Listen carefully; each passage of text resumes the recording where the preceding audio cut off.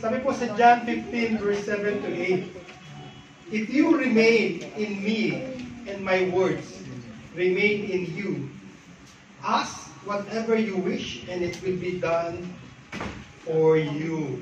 Now po, for the reading of scripture po, may I call in po ang ating pong butihing may bahay ng ating pong respected pastor Edwin Uy, si Sister Jennifer Uy. Amen!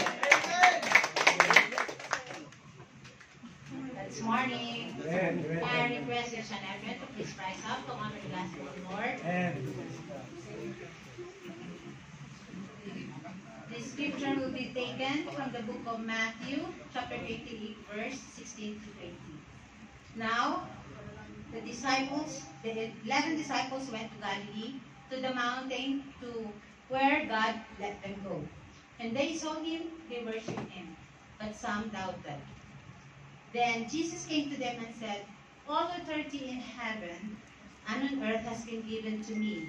Go therefore and make disciples of all nations, baptizing them in the name of the Father, and of the Son, and of the Holy Spirit, and teaching them to obey everything that has been commanded you. And surely I am with you always, to the very end of the age.